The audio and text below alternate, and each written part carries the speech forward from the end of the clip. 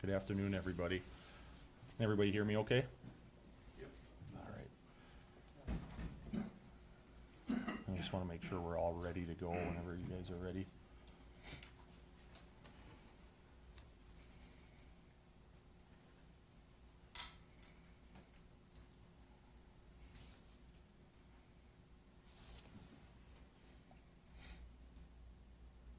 All right, are we good? Yep. All right. Good afternoon, everybody. My name is Eric Fadden. My first name is spelled E-R-I-K. My last name is spelled F-A-D-D-E-N. I'm the Public Safety Director and Chief of Police for the City of Plymouth, and I want to provide you a little update to the incident that occurred in the City of Plymouth last night. Last night, on Tuesday, July 6th, at approximately 10 p.m., Plymouth police officers were dispatched to a motor vehicle accident that occurred in the area of Highway 169 and Rockford Road in the City of Plymouth. Upon their arrival, officers began to render medical aid to a driver and determined that the driver of the vehicle sustained a gunshot wound. The driver was transported to North Memorial Medical Center in Robbinsdale, where he later died. The suspect vehicle fled the scene. The initial investigation by our detectives leads us to believe that the victim and the suspect were both traveling south on Highway 169 next to each other. We further believe that there may have been some sort of traffic altercation between the two drivers. As they proceeded south past Rockford Road, the suspect shot at the victim's vehicle and struck the victim driver. The victim's vehicle ran off the highway and crashed into a parking lot of an apartment complex that's located on the 3900 block of Lancaster Lane North. The suspect vehicle is believed to be a light-colored, full-size SUV, similar to a Chevrolet Suburban or Tahoe, and possibly has damage to the driver's side rear bumper.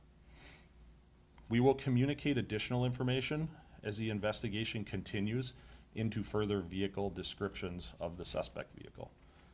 Our detectives are currently investigating numerous tips and reviewing video evidence of the incident, but obviously due to the nature of the ongoing investigation, we will not be providing any additional information into the facts that we know at this time about this case. The victim's identity will be released by the Hennepin County Medical Examiner's Office after we can confirm that the proper notifications have been made. I just have to say,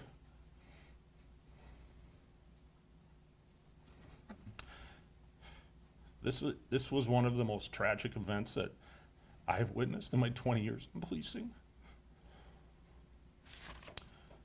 It was really truly a senseless act that resulted in the loss of a human life. And our thoughts and prayers go out to the family, friends, and those affected by this horrible event.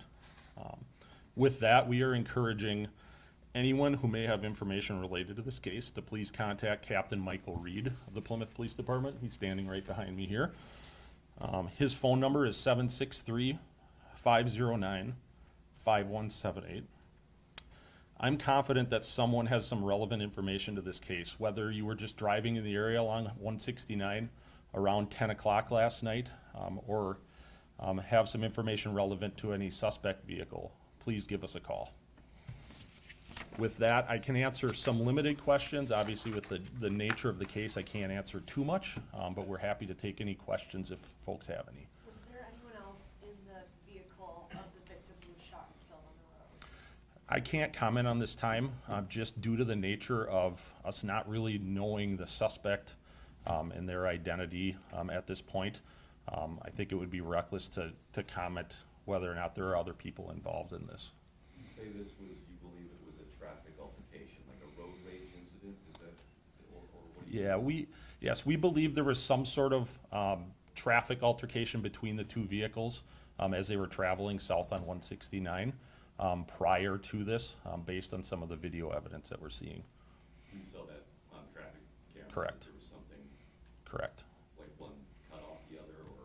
Yeah, some sort of traffic. I have not viewed it, but what I've been told is that they were traveling next to each other, and there was some sort of traffic altercation is what it's been described to by me, or to me. How often do you see where an incident on a roadway turns into a driver or somebody pulling a gun and shooting at the other? This is rare in the city of Plymouth. Obviously, by my reaction, I wasn't planning that as we're talking about this. This doesn't happen very often here, so it's unusual, especially from some sort of senseless traffic altercation is what we believe it to be at this time. It doesn't happen very often here. That's what I was going to ask you. Where does that emotion sort of come from? Was it the accident itself? Did you know the victim because it's so rare? I didn't know the victim. I'm going on very little sleep. I was in along with most of our staff here last night, and being there and at the scene, and just seeing the aftermath of this accident. Apparently it has its toll. Had they been shooting a long time at the vehicle, or just one shot? We don't know at this time. I really don't know the answers to that. Did the driver who was shot lose control of their vehicle? Is that why they ran over the fence and into the parking lot, or were they already dead at that point? You know how that all unfolded? We don't know. We believe, as I mentioned, we believe the shooting occurred on the highway, and then after the driver was shot, we believe they lost control of the vehicle, traveled off the west side of the highway, through the ditch, through some trees, through the fence, and into the parking lot of the apartment complex. Do you know, can you say the amount of time or distance between when you believe this altercation occurred and when the shot was fired? I don't know the answers to that. We're still investigating that clearly with reviewing video evidence at this time. Do you think you pinpointed when it started, or how far back are you going? Could it have stemmed from somewhere where they may both have been coming from? Yeah, we are looking at all options, and at this point, it's too early to tell. We do know that the vehicles were traveling next to each other for a period of time along 169, but before that, we don't know. Were there any witnesses in the parking lot? I don't believe there were any witnesses in the parking lot. I don't know that we're 100% certainty, but as best as that our investigators know at this time, they have not spoken to any witnesses that were residents of the apartment complex there. I know you sent out that one photo. Is there some more video you can share with us? that- There will be. We want to, and I think I mentioned it in here, but if I didn't, I apologize. As we continue to review that evidence, we will post or send out additional suspect vehicle information, whatever we can get, and we feel that we can share that will help the investigation and won't hinder it. We're gonna put that information out, especially when better video or still shots from the traffic cameras have become available. Will that be today? We're hoping so. We're working with, obviously, MnDOT to get some of that information.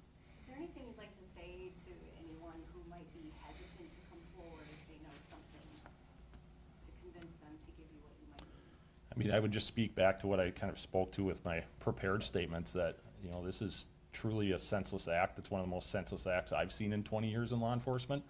And there are people in this community that are hurting today because of the senseless act that occurred last night. And I'm sure the people involved with this event are feeling some guilt that they, you know, feel the need to come forward and at least talk about what happened. And we encourage them to do that. You know, there's always two sides to a story. So if, you know, I just want to encourage people that if you do know anything, if you think you witnessed it and you don't feel comfortable talking to us, you can always give us a call. Any information, an anonymous tip or anything is welcomed at this point. And we'd be happy to have those conversations with anybody that thinks they have some information. Chief, just one last question. The shooter, do you think the shooter was the driver of that other vehicle or in the passenger side? I didn't know from where the bullets struck. We don't know at this time. It's really too early to tell. I mean, we really have the vehicle description, but beyond that, I would be foolish to guess at this point. It would be just that, as a guess. All right, with that, thank you all for coming. We really appreciate it, and we'll push out more information as the investigation continues. Take care.